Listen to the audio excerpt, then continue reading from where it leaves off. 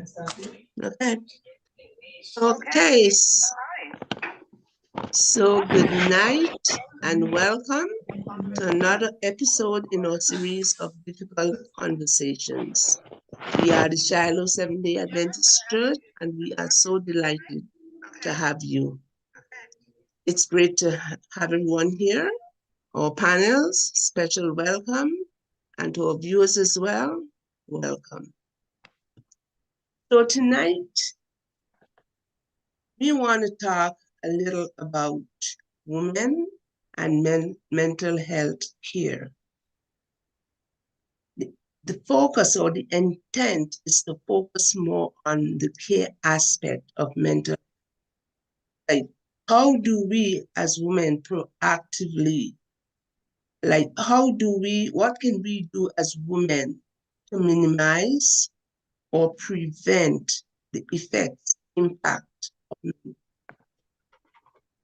I just want to say this at this point, that the reason for highlighting women as the subject tonight is because we want to heighten that awareness, especially as March is designated, I think it's designated as Women's History Month. This is by no means minimizing or dismissing the fact that men do experience mental health. So I just want to put that plug there.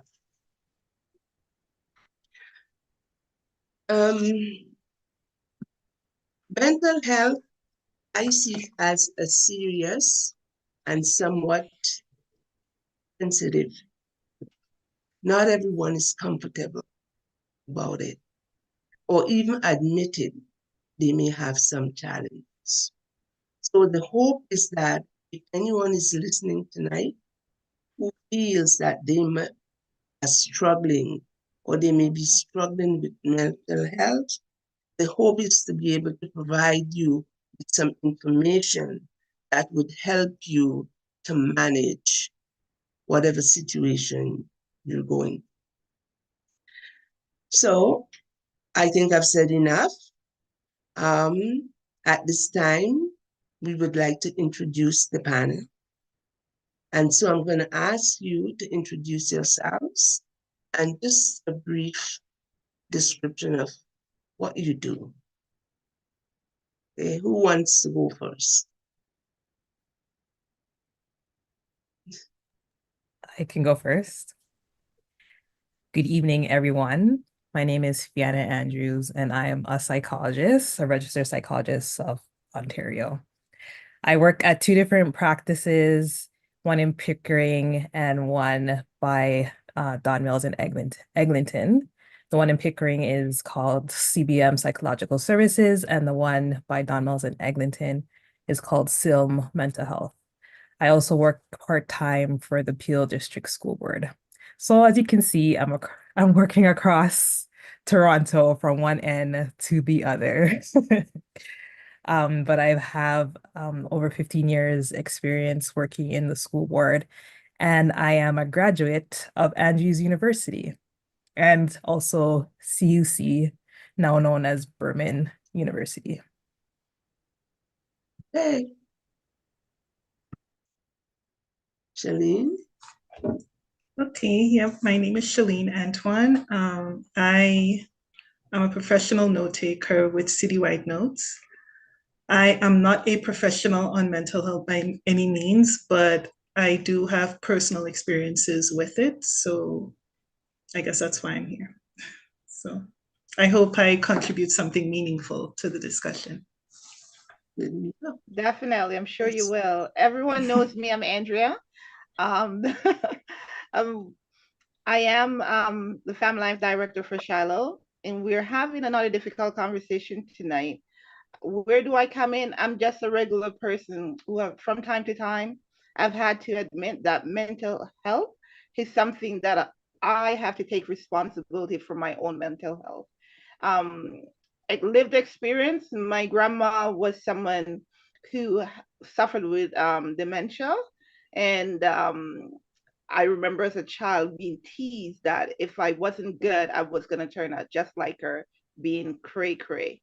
So, yes, it's not something that we like to talk about often.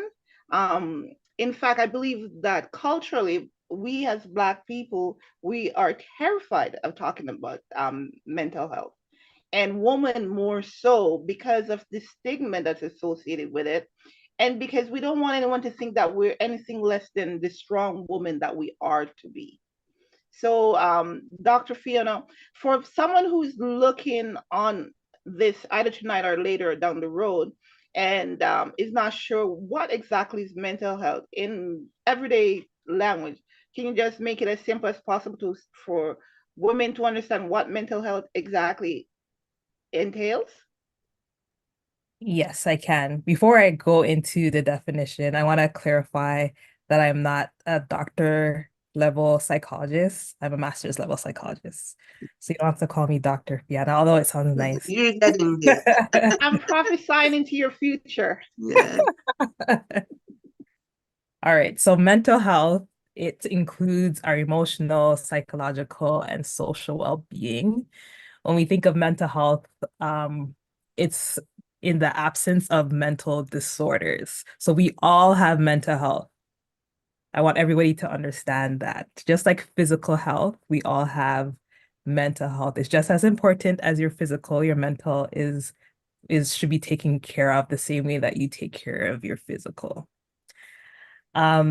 Whenever we have poor mental health now, that could lead into mental illnesses. But we want to make sure that we have coping strategies in place so that when we are having those days where our mental health is impacted, we know how to overcome those challenges so that it doesn't lead into a mental disorder. That makes sense. So folks can, in simple terms, understand from what I'm gathering here, Fiona, is that mental health is something that we all have. It's not something to be afraid of. And when we talk about mental health, it could be a good thing in that if you're healthy, then you're deemed to be someone with good mental health. However, if you have any of the mental illnesses, that's when you may need to we may need to come to someone like yourself or someone who's professionally trained to help us to cope with that or manage that illness. Would that be accurate? Yes. Okay, beautiful. Gemma, you wanted to jump in there? I don't have a question right at this point, so. All right, Fiona, I have a question. I was thinking about our discussion tonight. I was wondering, women, what percentage of women would you say suffer from mental health illnesses? I don't have exact numbers because I didn't have time to get that exact numbers for you. But when we think about mental health, especially when it comes to Black women, we tend to have a higher rate compared to non-Black people. Okay. However, I think when it comes to the challenges we face different challenges than like a white woman would experience, for example. Right. That may impact or have or may play a role into the reason why our mental health, the statistics are higher for Black women. But then the sad thing is that when it comes to seeking supports, we're not accessing it as much as the white woman would. You read my mind. That was where my question was going to go. How readily do Black or women of color, seek help for their mental illnesses? Yeah, we tend to not seek help overall. Not to say that there aren't Black women seeking help, because a lot of the clients that I have are Black women. Mm-hmm. But even with that said, there's still this stigma in our community that stops us from getting the help that we need. And that's a sad thing to acknowledge, because if we just had more conversations such as these, I believe in the homes, in the community, in the churches, in the workplace, um, or is it really that we're not having a conversation, but we don't deem ourselves to be in need of help? Could that really be the factor? That's one of the factors. We pride ourselves in the strong Black woman narrative that we were strong enough to handle it on our own. We don't need the help of a professional because we could handle it on our own. Or we might say, even if we narrow it down to Black women who are Christians, Mm-hmm. say, oh, I can pray about it. I don't need to go and speak to somebody. I'll just pray it away. And not to Yes. diminish God's power, but God could use our therapists to help us as well. So we don't need to handle it on our own. In addition to the prayer, we can also meet with somebody to handle and deal with our challenges. Right. I Get agree professional. 100% there with you on that one, because that to me is something that stood out in my childhood. Whenever folks were deemed to be crazy, they'd say, let's lay hands and pray, or let's call the pastor to pray. And I always said, well, if when I am sick, you take me to the doctor. If someone has a mental illness, shouldn't they also be seeking the doctor for care? Um, but we deem our mental health not, we don't give it as much importance as we do our physical or emotional health. I think that's the real issue here. Yeah. Can I ask a question?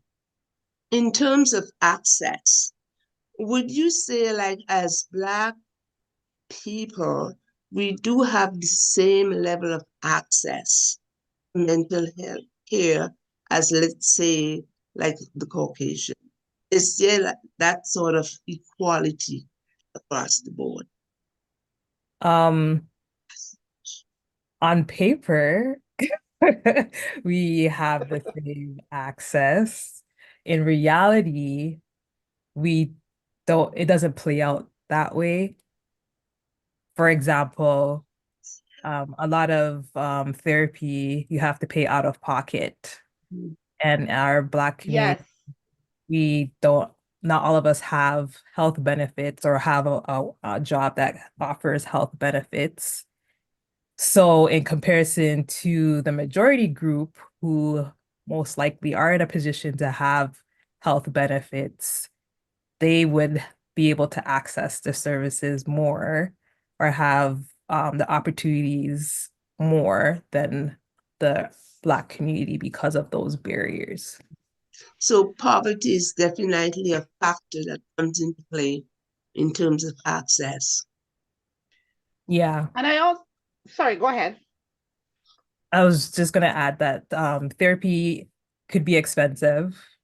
There's different ranges of how much it could cost, but even at the low end, it still could be pretty pricey on accessing, especially when you have to do a certain amount of sessions, because even one session might not be enough.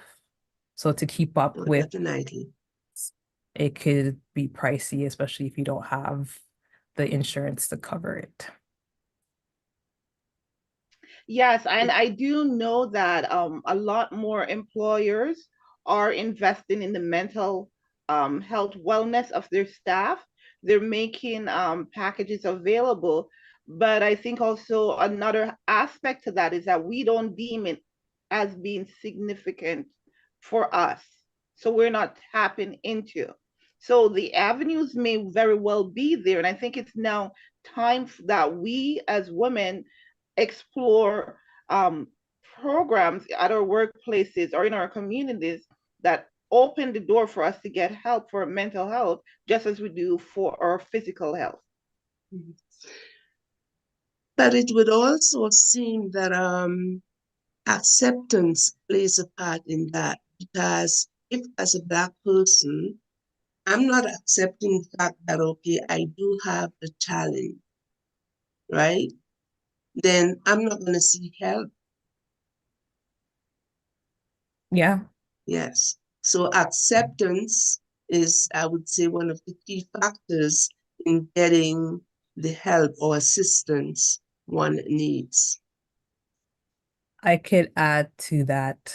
Part of the acceptance is recognizing what to look for when our mental health starts to decline. Mhm. In the Black community, especially Black women, um, the symptoms don't express the same way. For Yes. example, with depression, the typically when you think of somebody depressed, you think of somebody who's sad. Mm-hmm. But how it presents a lot of the time for Black women is irritability. So somebody who's always short with their answers, or everything is bothering them, So, they're snappy. That could be somebody who is actually experiencing depression symptoms, but because we're so used to looking out for somebody who's sad, we don't recognize that as depression. Another symptom might be like physical symptoms as well. So like you might have headaches, for example, or tightness in your muscles, and you're attributing that to like a physical reason. But then when you go to the doctor, they're like, "Oh, your bill is okay. There's nothing wrong with you," to explain why you're having these physical challenges. It's most likely because you might be experiencing anxiety, for example. Anxiety could really impact a lot of your body. It impacts your body, so that it could actually confuse you to think that it's something physically wrong with you, but it's actually your mental health that's being impacted. Yes, that's amazing because I was thinking about that this week as well, that poor mental health um, can present itself in our body in a physical form. Mhm. But because we are not conscious that our mental health, when it starts to deteriorate, can have these impacts on us, we miss the cue. And standardly, when you go to the doctor, you say, I'm having some chest pain. The first thing they're going to do is the heart test. Mhm. And they send you through the whole gamut of tests. Oh, there's nothing wrong with your heart. You're perfectly fine. But they don't look to see if, or send refer you to the in Toronto we have CAMO, right? CAMH? CAM. I'm trying to remember the abbreviation. Is it CAMH? Yes, CAMH. They don't say, okay, let's refer you to get a checkup to see if maybe it could be your mental health. And I think this is also too part of the disconnect between healthcare in North America and in the Caribbean. Because in the Caribbean, when you present with symptoms, they're doing a full check. Yeah. And we imagine that we're in the first world nation, so we should be getting the full check. But they don't do it as thorough. We're just a number, we're just a statistic for most doctors. So they check, and then they just next. So if we are not um, connected to our bodies, or are not committed to our total health, we will get missed. And I think another group of women that are missed often, and not even given half the care that they need, are or indigenous neighbors. Yeah. The stats are crazy when you look at it. What is it? Every 2 hours or something to that effect, an indigenous woman is beaten or killed. That was the stats I saw last year, and I go, that's impossible. But it's right here in Canada. But are we talking about these things? Are we trying to make a difference for them?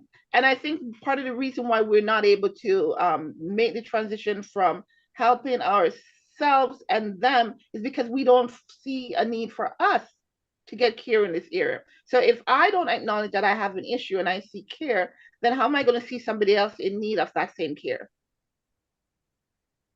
I Mm. guess it also depends on how seriously it's taken.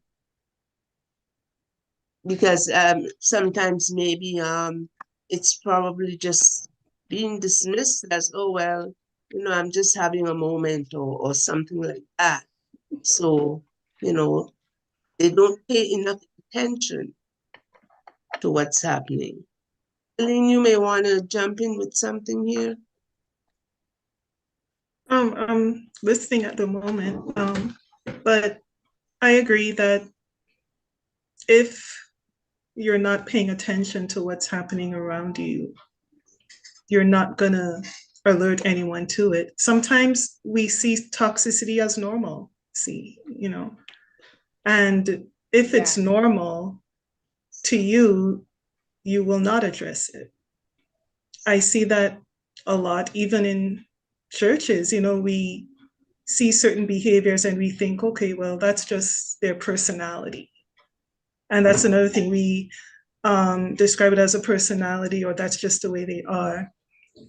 When in fact they are going through something, but because we don't know what to look for in all aspects of mental health or mental health disorders or what have you, we don't know what to look for. So we think, okay, well, we just have to put up with whatever it is that's, we're experiencing from that person. So I think that's excellent point.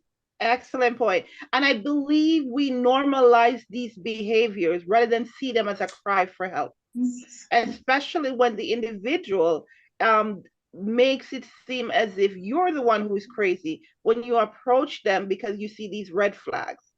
And that's what they are. Am I right, Fiona? Are they not red flags that something is wrong?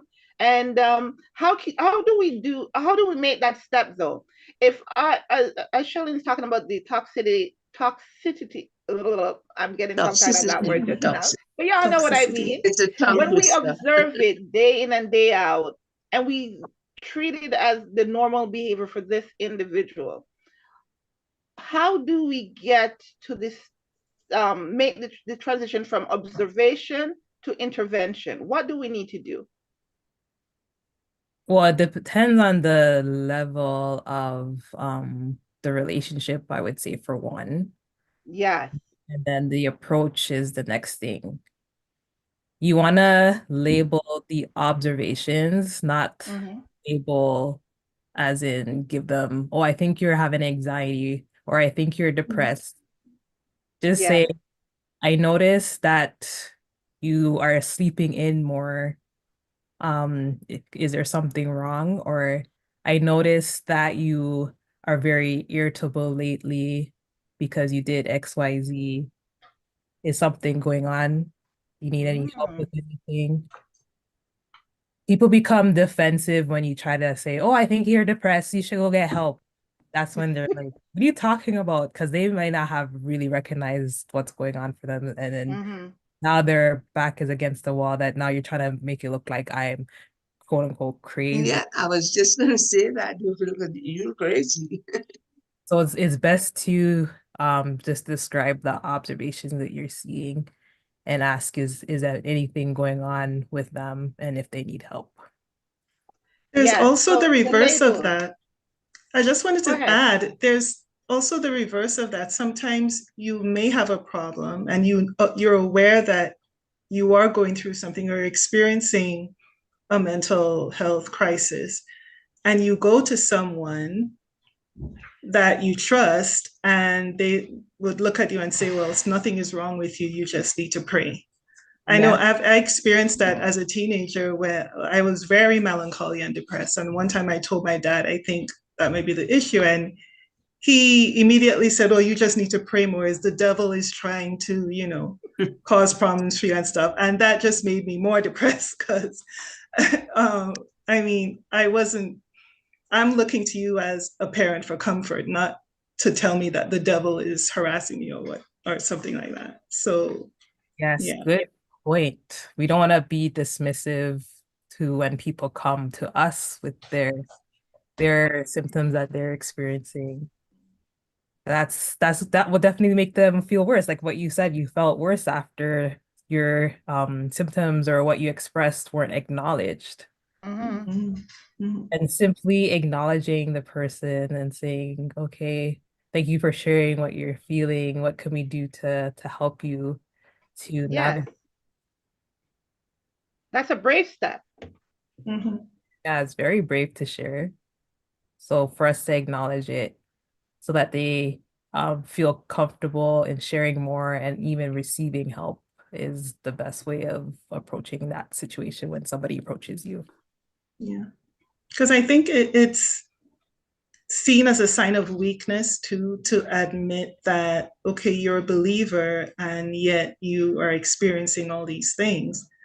And I guess that's why so many people hide the fact that they're going through it. And it may be a high number of people who are going through mental health issues and what have you, but are not coming out with it. And so we see all these different signs that we are unaware of, but because we're supposed to present a facade of inner strength or a strong spiritual connection to God, or being filled with the Holy Ghost, so whatever else, the common terminology that's used in Christian circles, we feel the need to protect that image and protect that reputation. And so, yeah, we hide a lot of things. So sometimes what we see may not be even real, even though we're not supposed to lie, but we may be living a lie in that sense. That's so true. Yes, you're saying some really great points here, Charlene, because when we think about it, our image of what, our definition of what a strong person is, it may be skewed. And I think it goes back to our journey as a Black people, because we were beaten and expected to perform. We were seen as property and not individuals. So if you're property, property can feel pain. Why would property cry? Why would property have issues? It can't be broken, right? Yeah, and property can be broken. So again, our background or our history plays a big role in what we are today, and is definitely one of the reasons why we have an issue discussing and talking about mental health. I saw a comment from Deb earlier in the chat. She was saying anxiety can upset you. It can cause you from having G-tract. I think she said you can get an infection. It can affect your skin, your appetite, your sleep patterns, literally every aspect of your life. Yeah. And I believe the strongest people, they're the ones who are not afraid to seek help. So maybe we should start by telling folks, you need to rearrange the words to use to describe strong. Yeah. Because strong people cry because they're in touch with their emotions. Strong people seek help because they recognize they're broken. Strong people, when we're looking from the Christian point of view, it's because we're broken why we come to Christ. But this conversation is not just for Christians. This conversation is for our neighbor next door, somebody in, say, Botswana or South America, who will come across this down the road and they're having issues. And they're like, how do I, identify, or not, or rather, my words are getting messed up with my thought is running faster than my words right now. So basically what I'm trying to say is this.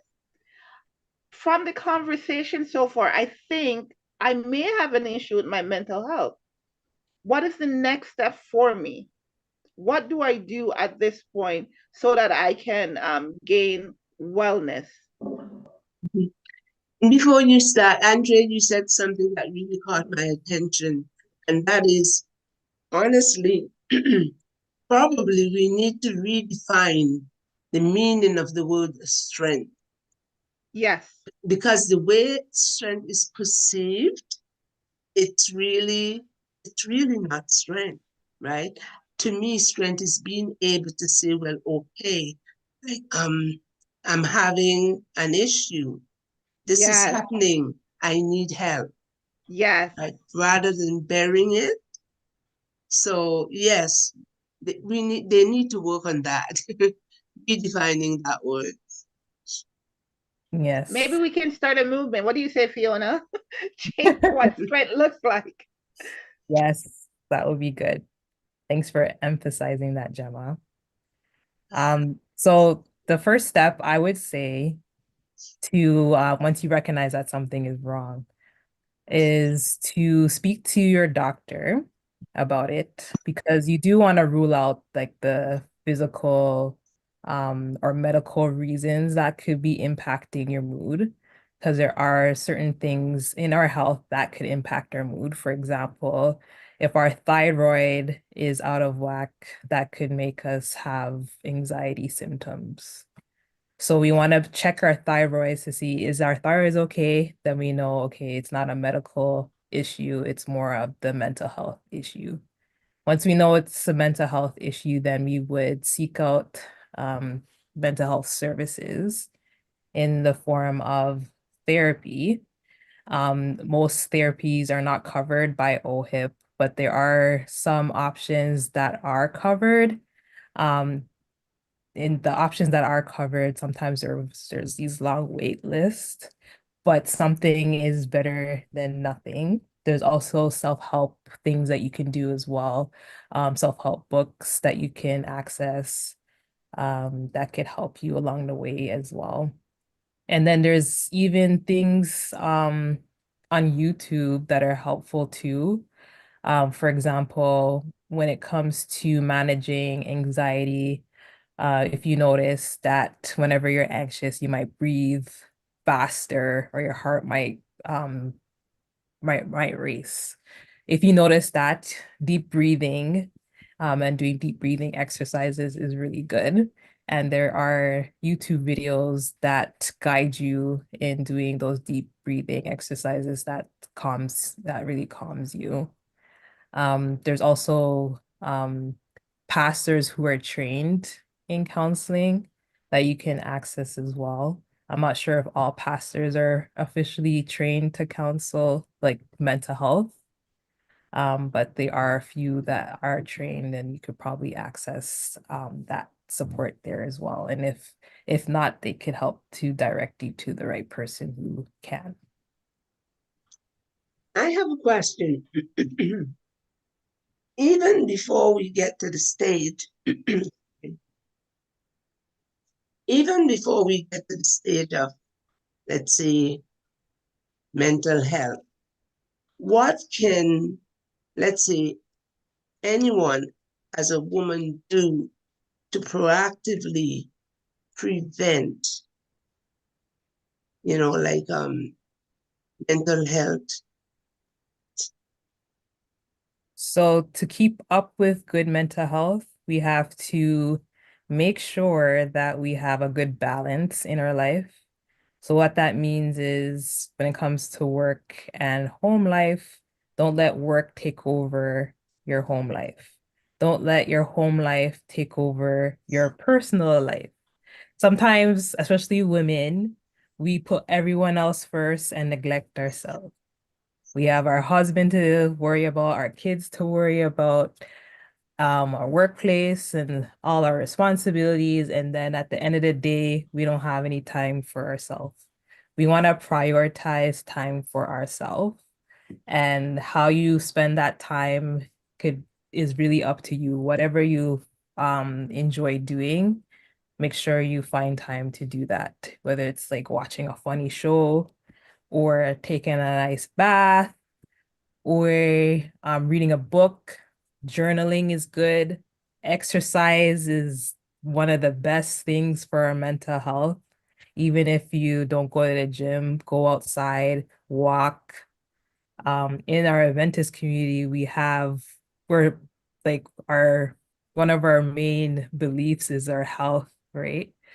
So we have that New Start acronym, which includes nutrition, exercise, water, sunlight, Mhm. air, rest, and temperance, all those things. If you implement all those things, it would contribute to you having good mental health. It's going back to nature. Yes, Yes, syndrome great relation. point. Mhm. Yeah.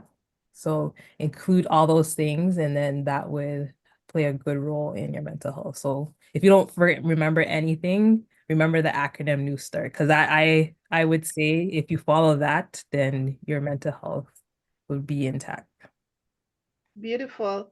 As I love the fact that you talked about maintaining balance just now, because we tend, I'm guilty, putting everyone else, and then at the end, oh, I haven't done that yet, or it's been a while since I've done that. So it's like an afterthought. But you're right, we need to prioritize ourselves in the equation. I remember, I think it was last night, I was having a conversation with Gemma, and I was saying that I'm going to set some boundaries, like put a schedule in place for some of my volunteer activities. So I will do them within these time frames. And outside of that, I'll have time for myself as well as my family, because I'm feeling neglect on that. And just the fact that I'm able to see it is just, to me, I thought was a good thing, that it showed me that, hey, wake up call, you got to do this before it's too late. So if we don't ourselves do these periodic assessment of our life to see areas that we're falling short in because we're neglecting our mental health and we lack that balance, then we're going to keep going to the detriment of our own mental health. Yes. And we can't fill other people's cup if our cup is not already filled.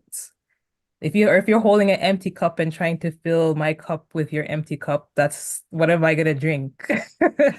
Nothing. You excellent point. Excellent point. Shallene, you wanted to say something? Yeah, just to add to that, you should give from your overflow, not the cup. Beautiful. Yeah. Yes. I'm not trying to be devil's advocate here, but going back to what Fiana said about placing emphasis on you, like, how do you do that when, like, even society expects so much of a woman, right? She's responsible for taking care of the home, like she's responsible for so many things. In addition to that, she's also taking part in the financial aspects of the home. She's helping. So how do we do that? It's hard. Especially in this generation where before the woman would be at home taking care of the home responsibilities and things, but now in addition to taking the home responsibilities, she also has to do a 9 to 5, which is kind of hard to Yes. keep up with that. And if she has a husband who is still holding on to the old tradition where the women takes care of the home and he doesn't participate in that, then that's even worse. You're worse off as a woman because you don't have the help of your husband who has those old traditional beliefs. But if we all contribute, everyone in the home contributes to the home responsibilities, that will make it a little bit easier for the wife and mother, who is also having that responsibility of the 9 to 5 job. I'm seeing Rhonda making a comment in the chat here. She's saying, self-care is the name of the game. I really needed to hear this. Yes, So self-care isn't maybe, selfish because some people think, oh, if I put myself first, I'm selfish. I shouldn't put myself first. I have to take care of everybody else first before I take care of me. And that's not true. Taking care of yourself first is not selfish.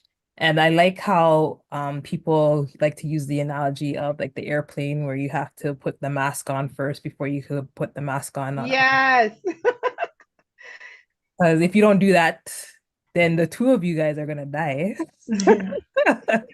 Yeah. But That's an excellent yeah. analogy too, because I remember that I used to always wonder, why do they say I must put on my mask first? And then when I saw them, I go, oh, I can only help others when I have on a mask. It makes sense.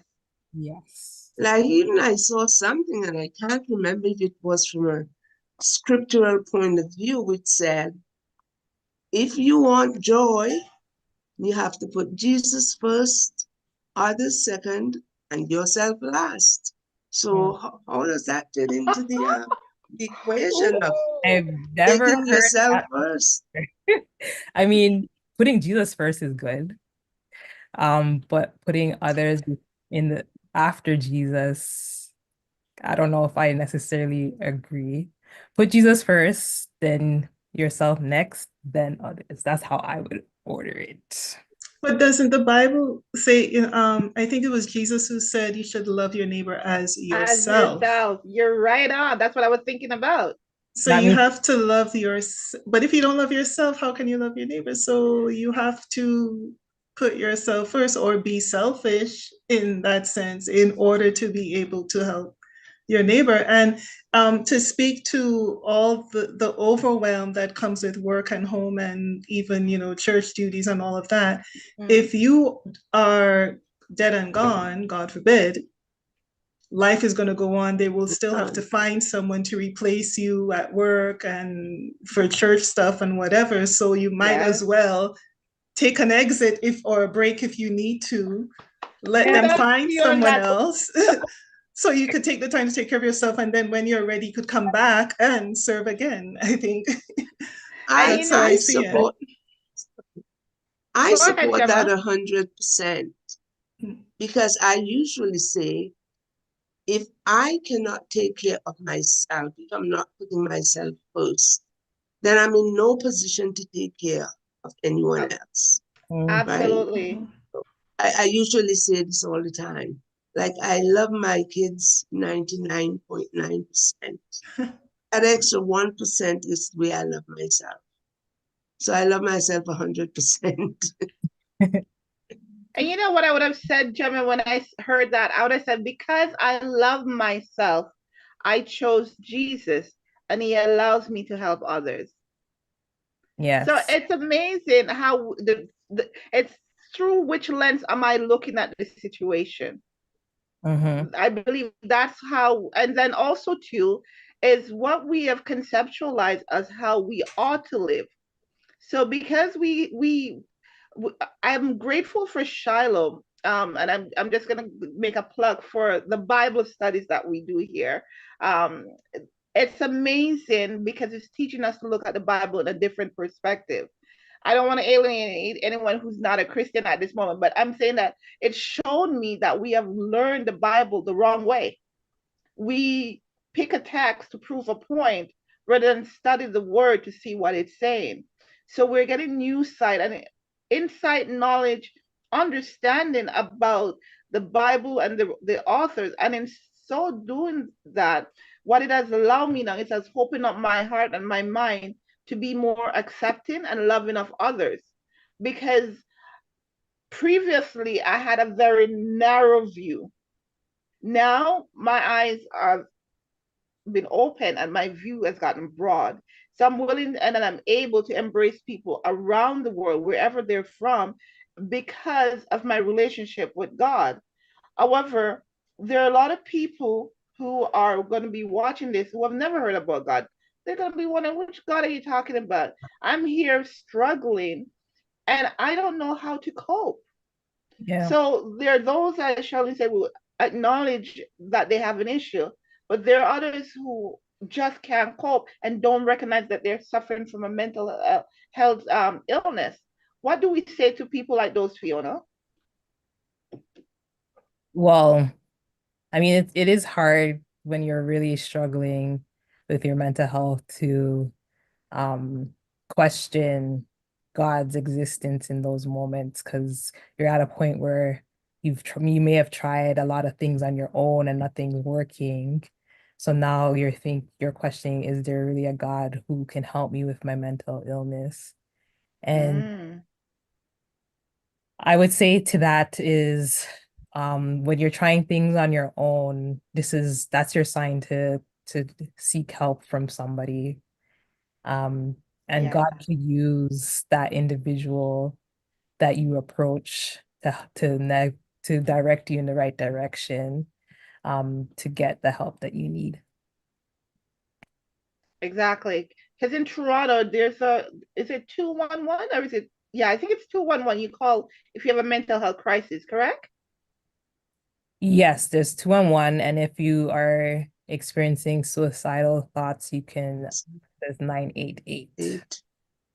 Okay, those are the short codes they can call from any phone or cell, and they can get assistance. And I think for those who are not in our proximity, if they do a quick Google search for helpline, they'll see those short codes popping up for their area, and they can just call them, whether it be a cell phone or a landline, and get help. But I think one aspect we want to make sure when we leave this conversation that folks understand is that there's help available for them. Just because you have a mental health illness, that's not the end of the world. And that's not what we're trying to tell you. We're saying there's help. And part of your strength as an individual is to reach out for that help that's available to you. Yeah. Yeah, there are lots of centers that offer, assistance to people who are in any form of distress. So, and that's a good thing, that help is available. And sometimes help is in the form of medication as well. I want to also make that as a point, because sometimes we need the medication for the type of mental illness that we have, and we don't take it when we're supposed to take it. So I want to also point that out for the people who have certain mental illnesses that require medication, that you continue with that as your treatment. Yeah, so some people may need the medication, whereas others may need to start. So the starting point for all mental health illnesses is not the same, is what you're saying from what I'm gathering. Some, it may be psychotherapy to begin with, and then eventually they may identify a need from support with some medication, whereas others, based on the condition they're in, it might be starting with a medication, and it could be a test and trial too, because I do recall some folks saying that like their child was deemed to be attention deficit disorder, and they were started on some medication, and their behavior just went from, if they were down they went high, if they were high they went so down, then they had to make some adjustment. So not all medication when you get it will necessarily be the right one for you. Is it fair to say it's like a trial testing to see what works best for you and your condition? Yes. Yeah. So having a psychiatrist monitor the medication would be helpful when you are taking medication, because you're right, some medication might not be the one that works for you. So you would need the psychiatrist to offer alternatives. Now, when we think about mental disorders, we think about things like being schizophrenic. I'm sorry. Or if someone is suicidal and, there's a whole slew of things. But sometimes are they not just like lesser things that we may tend to gloss over that would also fall in the definition of mental. I Yeah. was describing something to Andrea earlier on. I'm not going to repeat it here. So yeah, but like what are some of the other things outside of the big names that we know that would fall under mental health? So anxiety and depression would be something that's common among the mental health categories. Schizophrenia is less common, and that would be one of the examples of where medication would be helpful for individuals who have schizophrenia. And that's the type of treatment that they would have versus psychotherapy. So other mental illnesses that people aren't aware of, is that the question that you're asking? Yes. Well, I know like OCD be one? PSTD is definitely Yeah, so there's stress disorders, so post-traumatic stress disorder Mhm. fall under the stress disorder. Then there's adjustment stress disorder, where you might have like a significant change or event that happens to you that impacts your mood. So you start feeling anxious or depressed um after you have a breakup, for example. So you break up from a boyfriend or girlfriend, all of a sudden you're feeling really anxious and depressed. This is this You may meet the criteria for adjustment disorder. But that particular disorder is more of a temporary one because it's implied that um after the adjustment period, those symptoms that you're experiencing should decrease or now no longer be a problem for that. How does stress fit into this whole equation? So stress plays into the equation because it would impact our mental health. So if we're experiencing a stressful situation, then of course we're gonna feel anxious or depressed about it. And that could lead or have a negative impact on our mental health. Would OCD Yes. be another one? Yeah, the OCD, so obsessive compulsive disorder. Disorder, yeah. Yeah, that's another not so common but common disorder. And that's when um we have these thoughts about certain things, and it causes us real anxiety, and we have to do a behavior to stop that anxious feeling that we're experiencing. So we have maybe rituals that we do to stop those anxiety thoughts that we're having.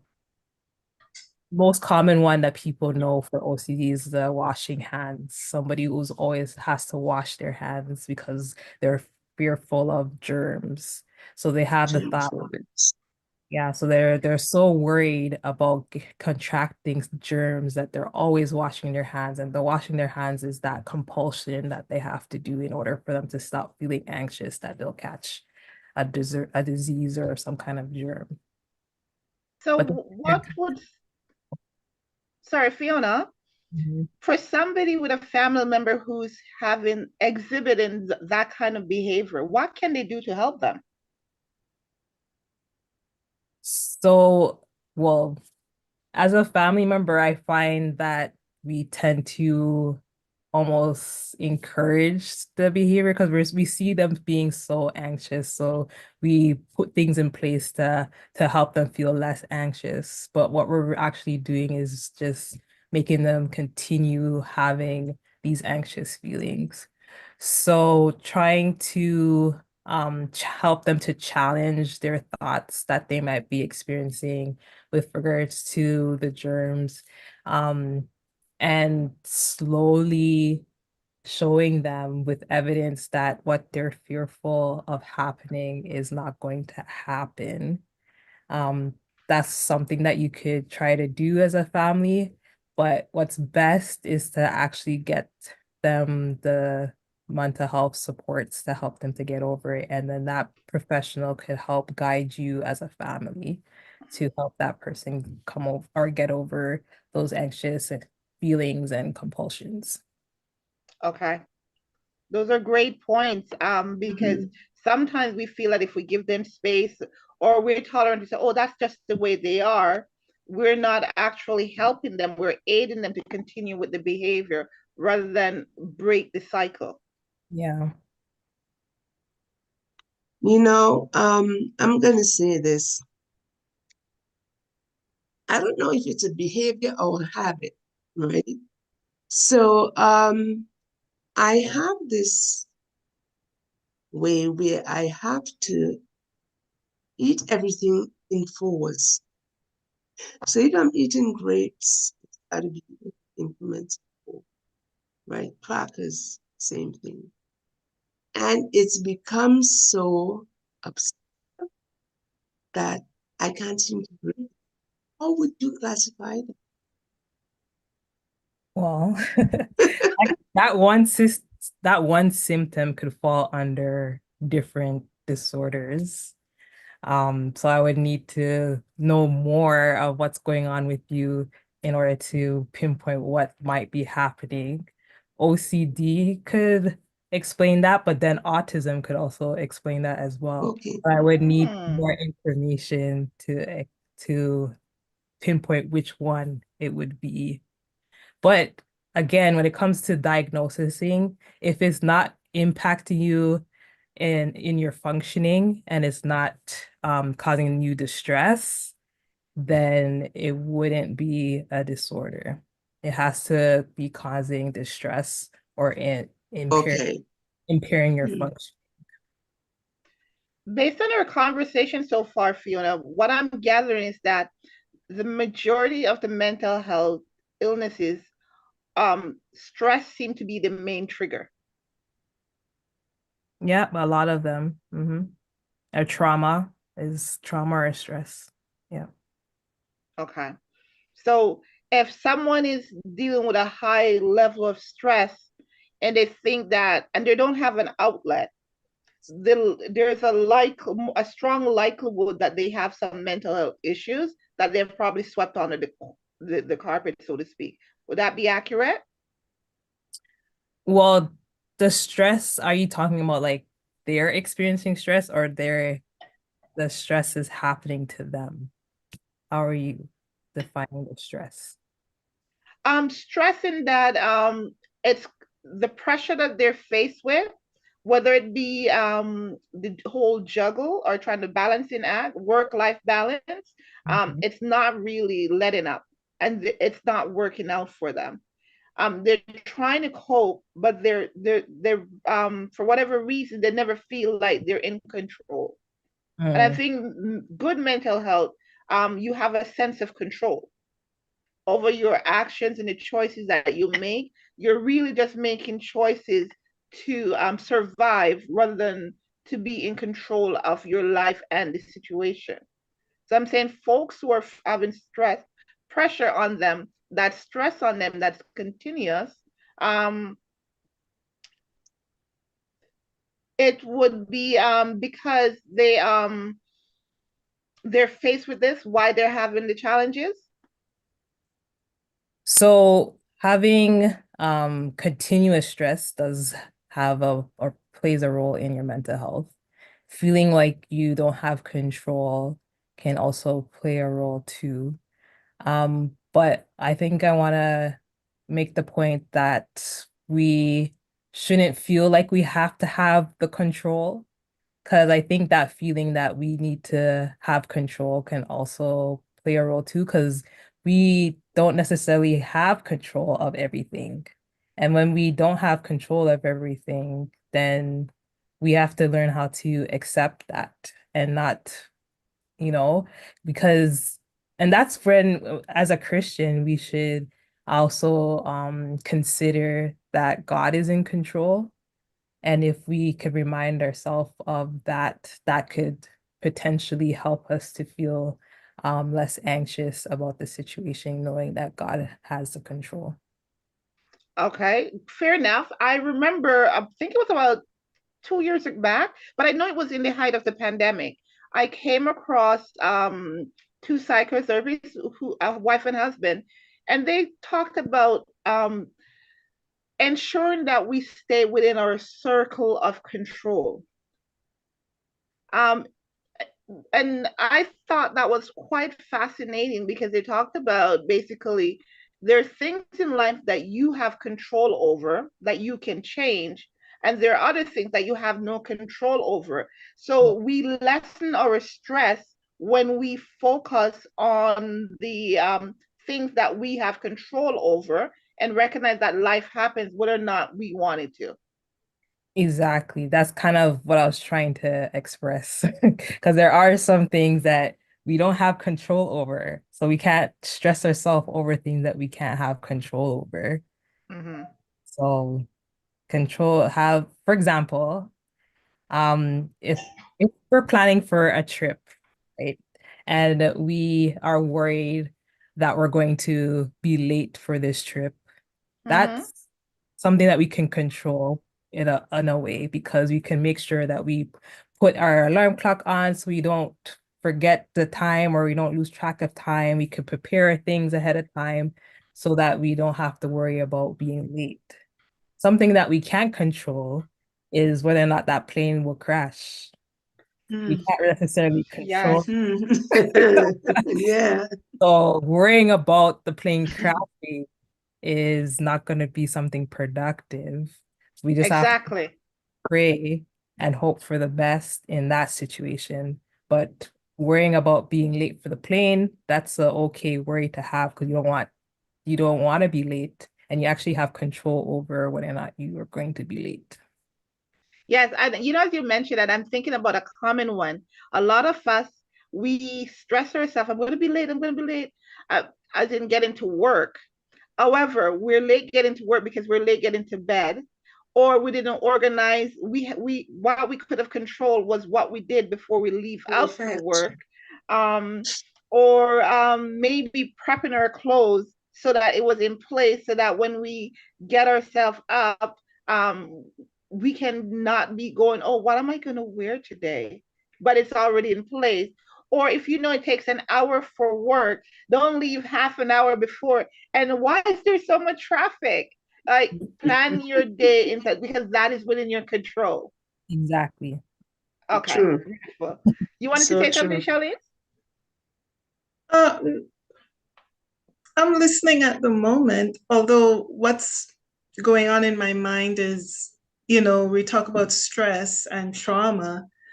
And I noticed that, in church, there is a lot of stress and trauma that causes people to have mental breakdowns or nervous breakdowns as well. And I Okay. just wanted to know because what I'm noticing lately, there is a trend of particularly Black women, not well in general, but specific, focusing on Black women. I noticed there's a trend of a lot of Black women leaving the church because of the stress and trauma they're experiencing within the Wow. Christian environment. And Yeah. so they're leaving and searching other avenues of spirituality in order to cope with that. So I just want to know what your thoughts were on that, Fiona. Mm. Yeah, I've been noticing that trend too. That they call it church trauma, where sometimes they might have like a negative experience, even Mm. sexual experiences with people who they trusted, and then they are now left with this abuse that they experienced from the church.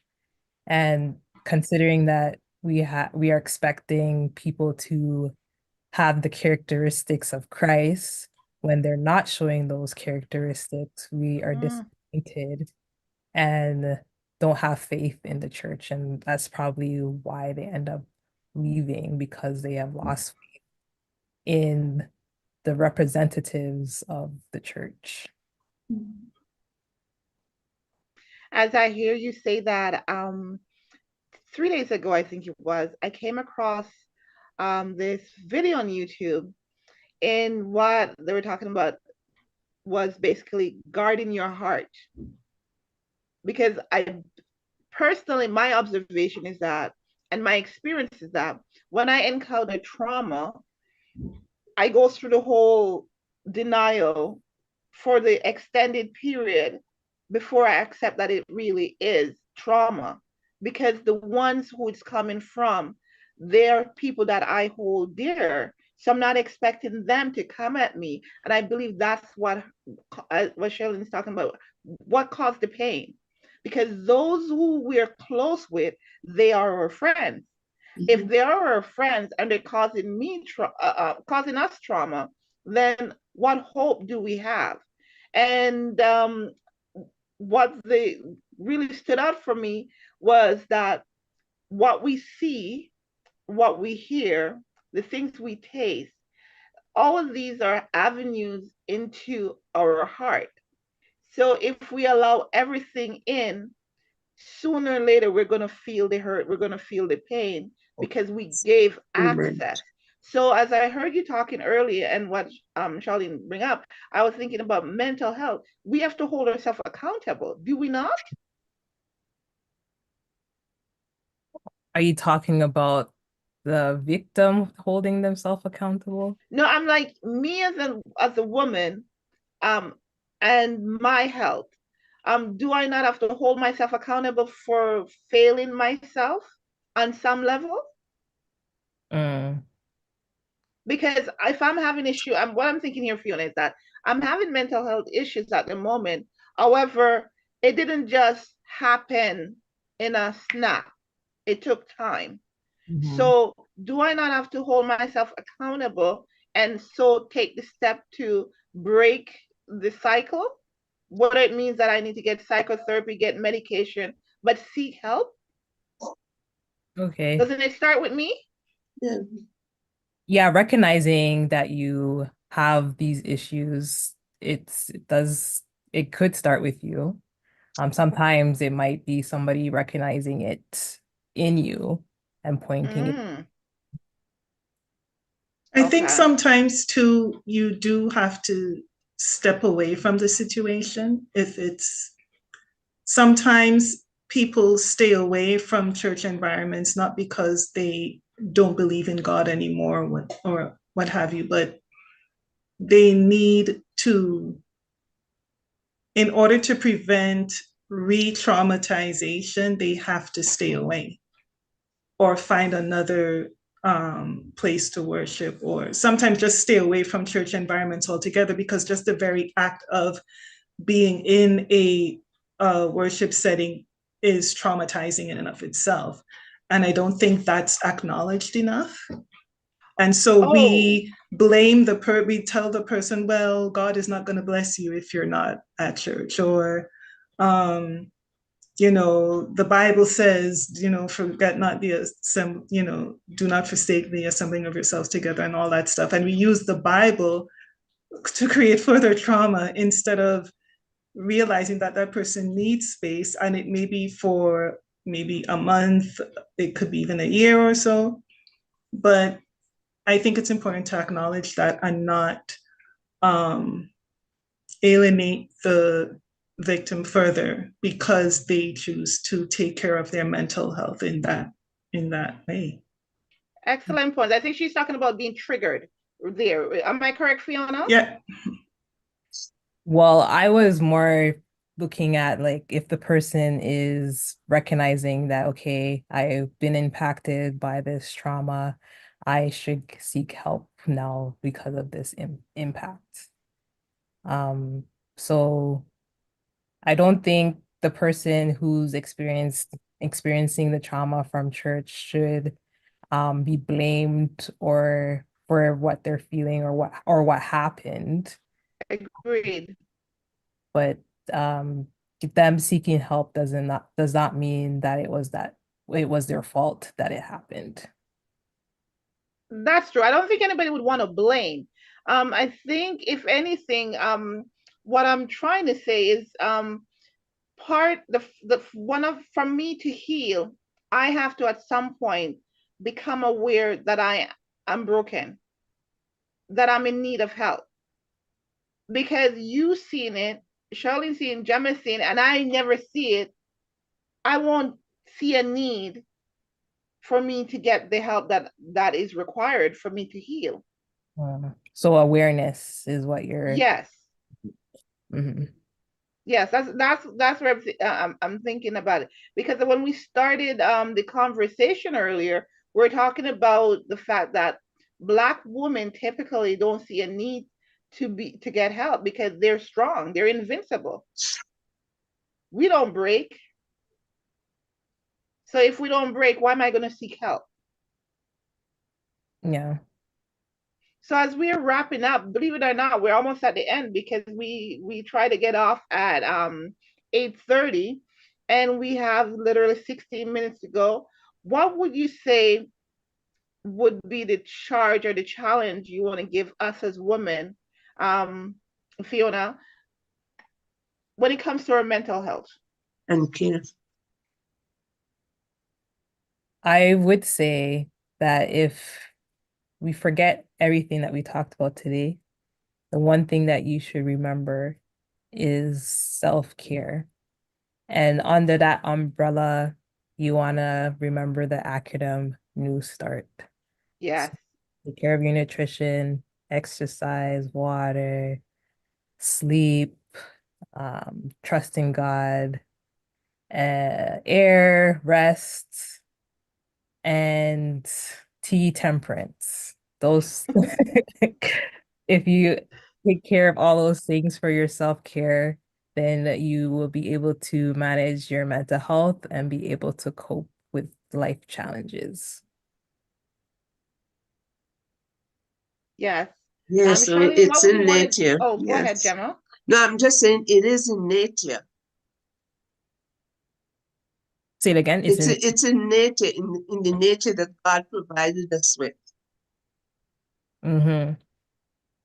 Yes. And spending time in nature is helpful. The sunlight, God gave us that sunlight. Have you ever noticed that when the sun's out, your mood feels better? It Mhm. brightens. Changes, yes. Yeah. Yes, you're correct. Yes. You just feel like you can tackle anything because the sun is shining. Yeah. You're ready to get up and go. You feel energized.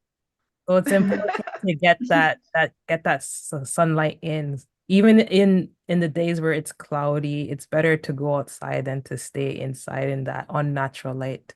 Go outside and get that natural light to get the fresh air.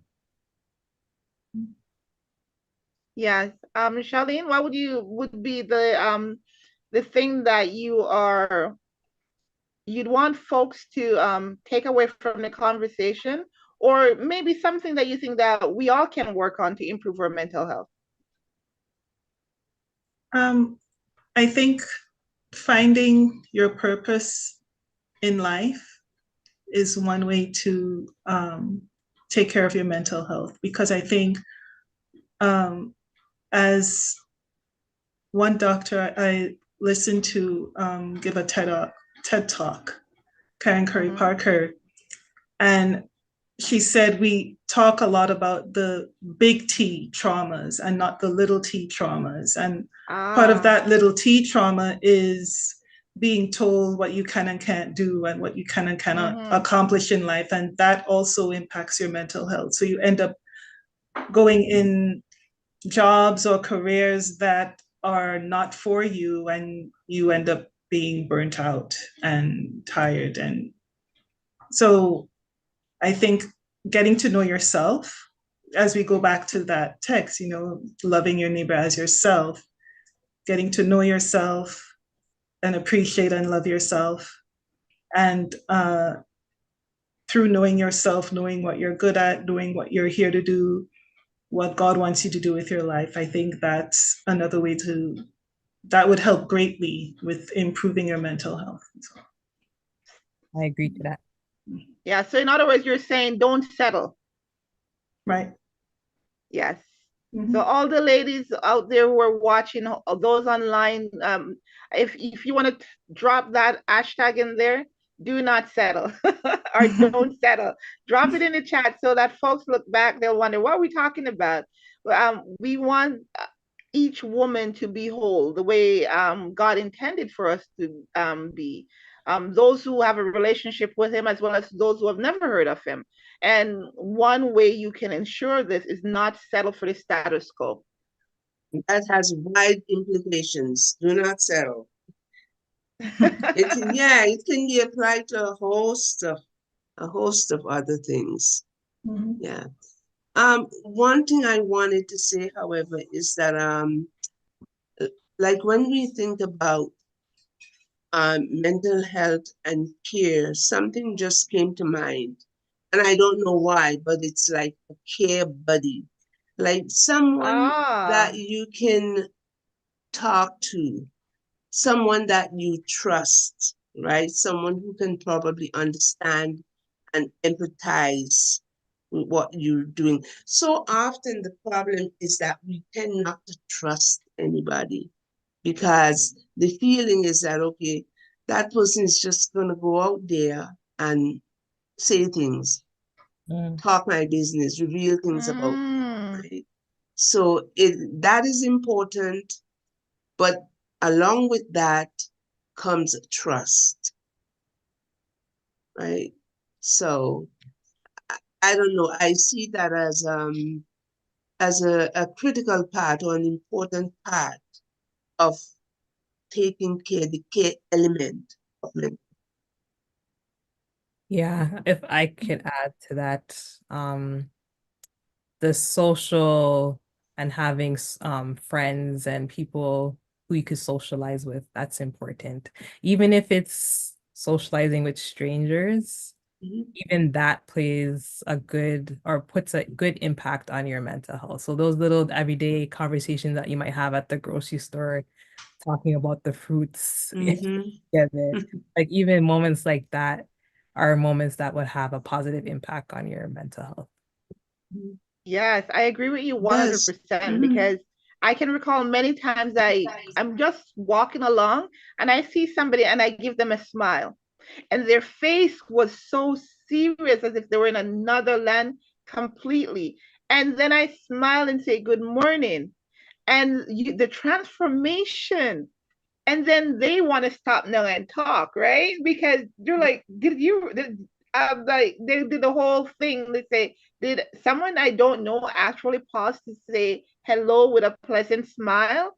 It can make the difference between life and death for many folks.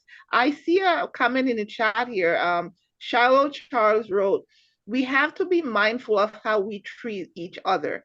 Sometimes stepping away from that hurtful situation helps initiate the healing process and protection of our mental health. And I say, great comment, right on to what you were saying just now. Yeah. And Andrea, I wanted to just expand on something you said about, meeting people and talking to people, even if you don't know them. My friend and I went to Best Buy one day, and there was this gentleman standing outside of the store. Actually, he was sitting on like a walker, right? Okay. And so we went into the store, and when we came back, he was still sitting there, right? So we were walking towards the car, and then my friend said, but he's been sitting there so long, I wonder if it's okay. So I said, okay, let's go back. Let's go talk to him, right? So we went back. She said, you talk because I'm not a talker. So I said, is everything okay? And then he said it, but at first he was sort of hesitant, right? Because he doesn't know these people. Why are they coming to talk to me? So we stood there and we talked and we engaged in a conversation for about 10 minutes. And then his comment was, he can't believe that we actually came by to say hello and to see how Yes. so, and you know what that did for me? It made my day. So Yeah. it has like a Wait. double effect. Yes. Yes. So So that mental is health. something, yeah, I was just Sorry. saying that is something that we really need to do more often and sort of pay attention. Yeah. Yes. And I think that when you are conscious of the fact that mental health is important, it allows you to care for others and their mental health even more. Mhm. Yeah.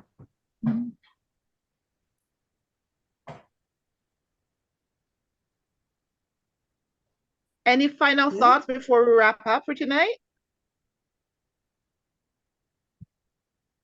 Don't be afraid to seek help when it's needed. I would also want to end with that as well. Okay. I had some information that I wanted to share. I don't know what's the best way to do that.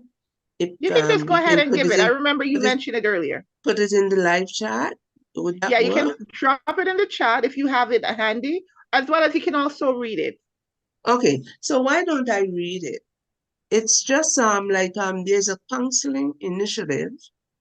There's a group called the Counseling Initiative, and what they do, they provide financial subsidy for families, kids, teens, women, and men. Okay, I guess who are experiencing different issues. So I do have a website here. that people can access if they need to connect with. That's good. That's a good resource. So, yeah. Yeah, you can drop that in the chat for sure, Gemma. That way, folks who are online right now, if they want to access it, they can see it and actually make note of it. And if there's a telephone number as well, you can share that too. I'm gonna have to ask you to do that. Can I give you the Okay. information? It's Family Life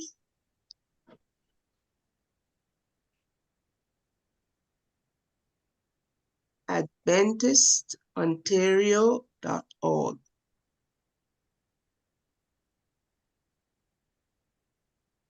And Ontario is spelled out? Yes. And there are no spaces in between. Okay. So they just go to this website and they'll be able to access information and counseling? Right. Yes. I guess they have to go to the website and then they will be led through the information. They can access the information. Okay, I'll drop it in the chat just now. It's there so people can have a reference point for it. I want to thank each of you for coming on, because mental health is a difficult conversation that Black women need to engage in more often. And for those of you who are watching or listening and don't understand what difficult conversation is all about, a difficult conversation is basically a subject matter that makes folks uncomfortable, or in one way or another, maybe scared or petrified. They don't really touch on it. They don't talk about it because it's a taboo, or they're afraid of the implication of talking about it.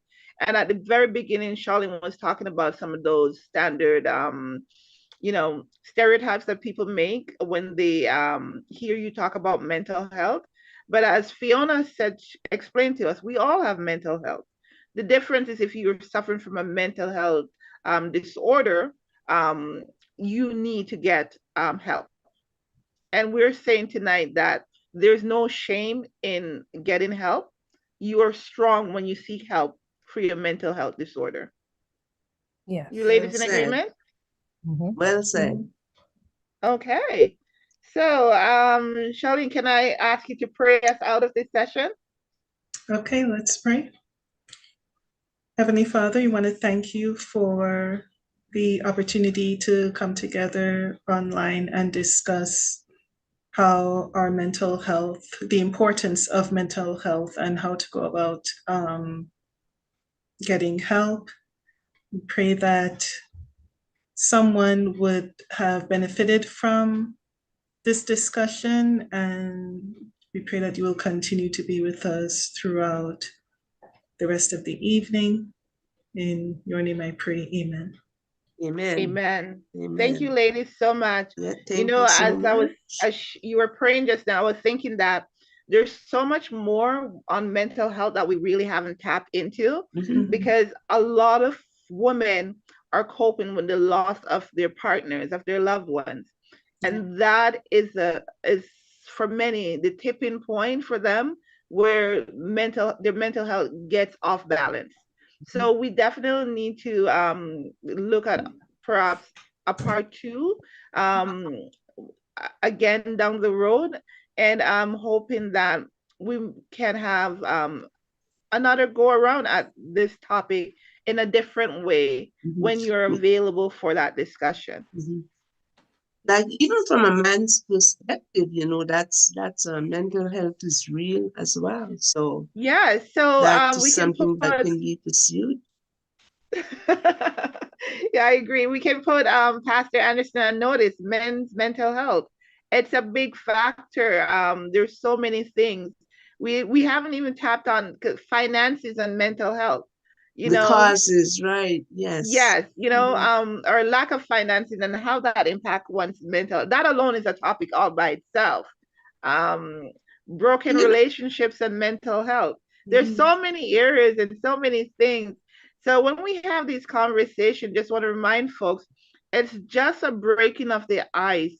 we're not expecting to solve all the issues in this hour and a half, but we're hopeful that we have tapped enough into the subject matter for you now want to drill down personally in your home and in your community, your workplace, so that we can improve and be better individuals, because that's what God intends all of us to be. At least this is sort of raising or heightening the awareness. Yes, that's for sure. It's Yes, so thank you again so much, ladies. And encourage folks who are, whether they're online or in person, visit us at 1090 Bellamy Road tomorrow, where we're going to be emphasizing Women's Day of Prayer. We start our services at 10:30 in the morning. We'll be live on YouTube. So come on back and join us, and may God bless and keep you all until we meet again. Thank you. Thank you for that plug. Have a good night, everyone. Yes, You good too. night. Thank Good you so night. much for coming.